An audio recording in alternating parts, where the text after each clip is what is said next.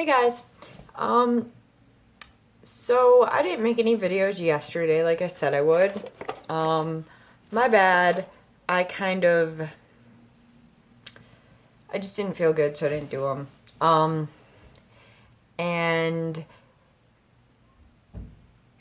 it's the funniest things that can put somebody into like a weird anxiety feeling. I don't even really know how to put it, right? So part of my issue, I was gonna make videos, and then my stomach got like real bad, and it's always bad, but there are days where the pain is like not movable for me. Like I can't move, not like the pain doesn't move. That wouldn't make sense. I only have one abdomen, right? And sorry about the like jittery camera. I have it's a big ass clip, and it holds on with this big, thick, bendable cable onto the phone or the camera, and it does allow you to like have any position, but it does kind of like bouncy bounce if you accidentally touch it. So if things that are shaky make you throw up, this might not be a very fun thing to watch. I didn't feel good, and I didn't get what I wanted to get done in the day done. And somehow, like, there are days where that affects me, like, a lot more than, I mean, reasonably it should, right? I mean, I don't think it should affect somebody so much that they, like, can't function. But sometimes it feels like that. And between that and, Friday, today's Saturday? So maybe it was Thursday. Thursday evening, no, Friday morning, I dropped my phone, and it barely like fell off a table that's like 2 feet, so like a little over half a meter, and it fell onto like a rubberized tile, aka linoleum floor, and it's an S7, and the back of the phone, not even the screen, the back of the phone shattered. It made no flipping sense. And I called Samsung, and no hate to the people who do their phone service overseas. I mean, congrats, you perfected your English pretty well, but it's hard to tell you in this country, we have advertised this phone as being fairly durable, and yet it broke before I've had it for 2 months, and it was in a case, like a rubbery case. But still, nonetheless, it was in a case that protects the corners from the shock that sometimes can be delivered if it's hitting on if it gets hit on the right spot.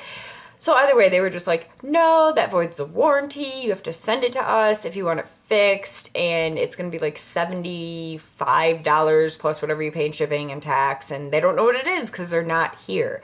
And then they said, well, you can go to Geek Squad and get it fixed at Best Buy, but any of you folks who don't make over 35 grand a year know that that's not like, hey, I just bought this phone because I kind of had to, my other one broke, and so now I'm going to go spend a couple hundred to fix it.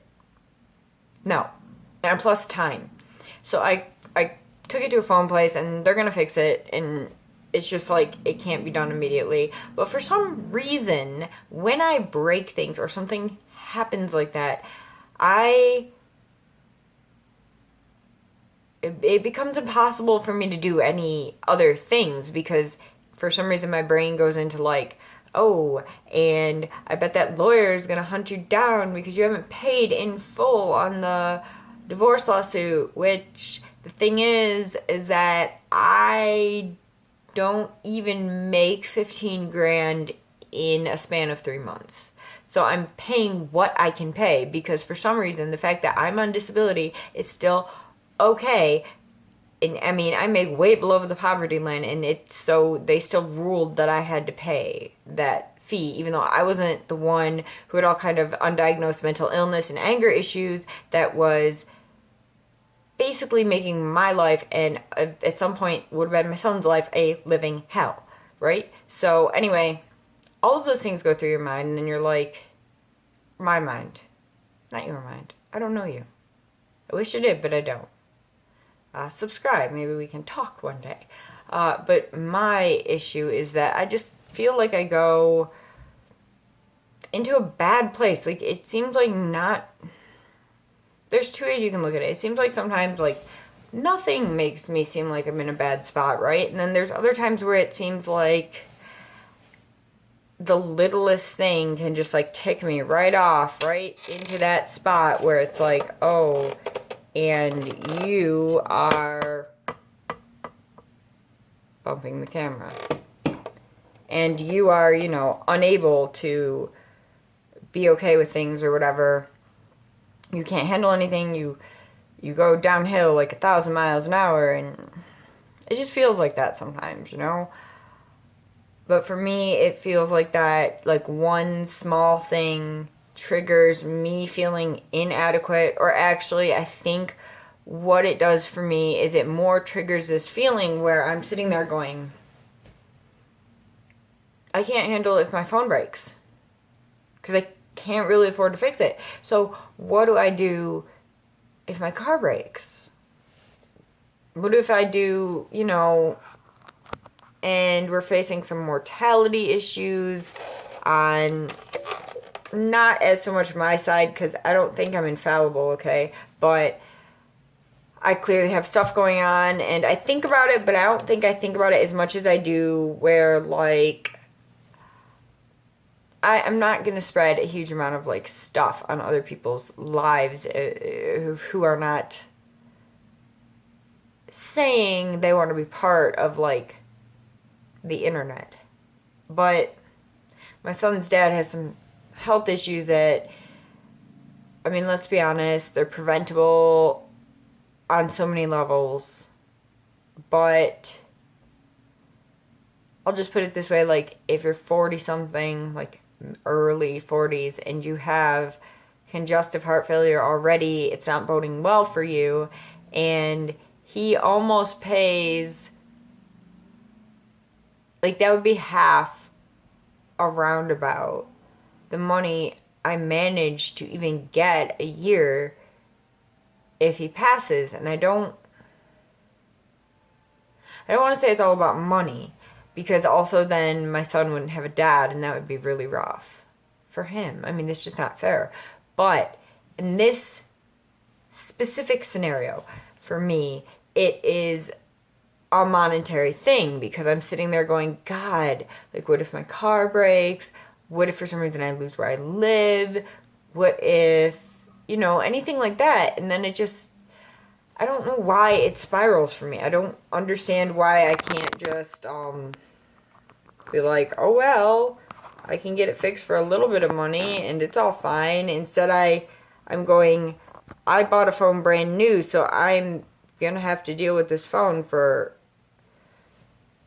me as long as physically possible, because I don't have $300 or more. Because if you've ever, like, walked into a phone store or anything, you know that there is no such thing as free. There is no such thing as cheap. You might be duped into the iPhone forever, Galaxy forever, but you're paying insurance, you're paying per month, and then you never actually own the phone for, depending on your contract, I guess maybe the age. I don't know, the new ones are, the one that some family members I have are like a year or so old. So for those contracts, I mean, you never pay off the phone. You can get a new one, but you're never going to pay it off. And I don't like that non-finality. So I really am not okay with that, because it worries me, like, well, what if at some point I don't have the money to do that? What if this? What if that? So, you know, it's just one of those things. Like, I admit it. I spiraled into, oh my God, what happens if? Oh my God, what if? Oh my God, you know, I could be, well, what if I don't have money for this? What if I don't have money for that? What if, and I know, here's the thing about anxiety. You know basic realisms, and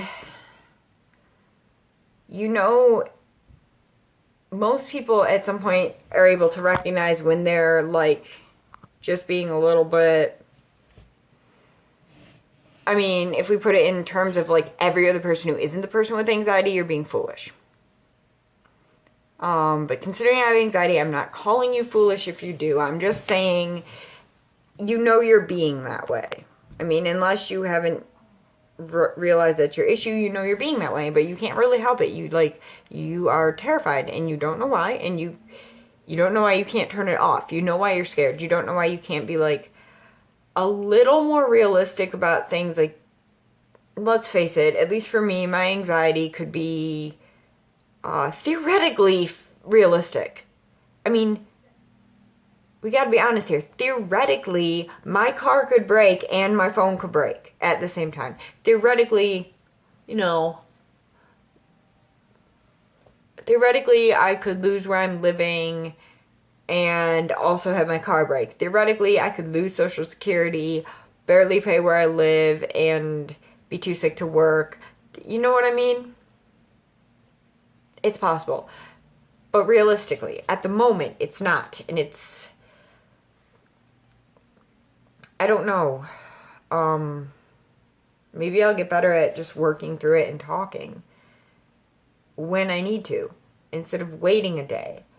But I had a couple other things happen where we used to have an HSA account, which we do, but I'm not allowed to use it. I have to use the FSA to pay. And okay, if you've watched my first few videos, I have dentures, and my bottom teeth are real. But if I want to have anything fixed or whatever, I can't just pay for it because that's what I was using. Now I have to print the bill, give it to my ex, and have him give it to work.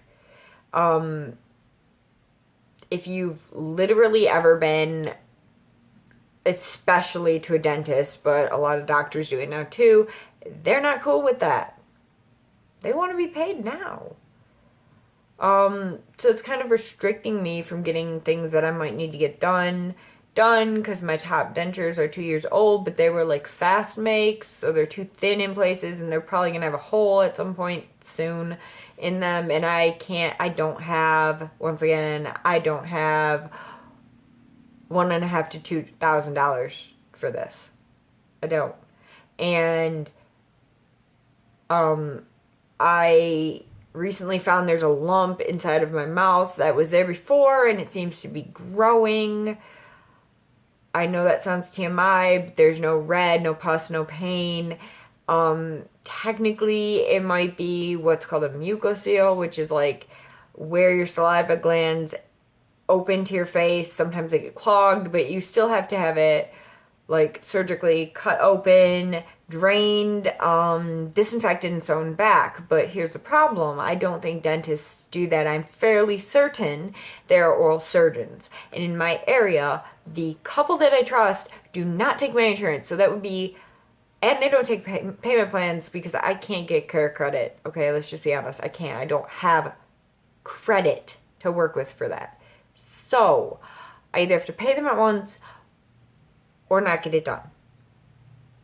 And even with insurance, I've already maxed out my dental insurance, so same thing. And I can't get it done, so you can maybe see here is like more lumpy than here because it's like about the size of like a US dime.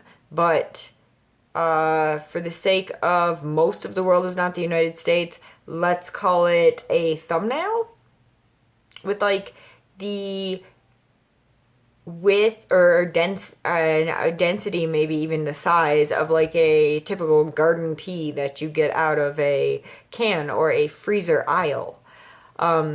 Me having medical issues, me having issues making sure there's someone to care for my son, that terrifies me. When I know I need to get labs done and stuff, but I keep getting blocked from getting them done because I'm having issues with people who say they can watch my son, and just for like not that long, I just need to get some shit done, and then they can't. They flake out. These are people who helped create him. So, it's just that right now I'm really irritated at this picture. I have lighting, it doesn't look good. I keep looking at my nose, and my one insecurity in life when it comes to my face, it used to be my smile, but now that my teeth don't look like I have a drug problem even when I didn't, that's not it, but definitely now, just what's predominantly noticeable to me is like my nose looks like a giant hawk nose, and it's bugging me because my anxiety is going higher and higher.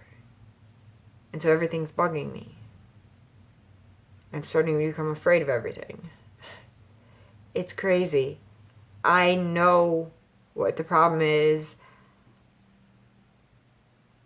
I know it's not necessarily like a realistic thing to be like, oh God, but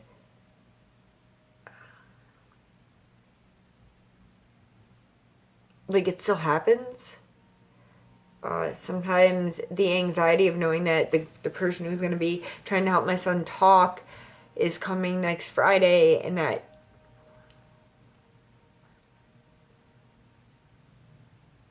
we've already been through so much with him. He spent from 2 years old to, 2 months to over a year old, like a year and a couple months. He spent that long in physical therapy because he had like torticollis, which is this neck muscle. It kind of starts here and actually goes across your neck almost. One muscle was slightly shorter than the other. It's not debilitating, however, for infants who don't have reasoning skills, it's uncomfortable to turn in the direction that stretches that muscle, right? But that muscle also controls your tilt of your head.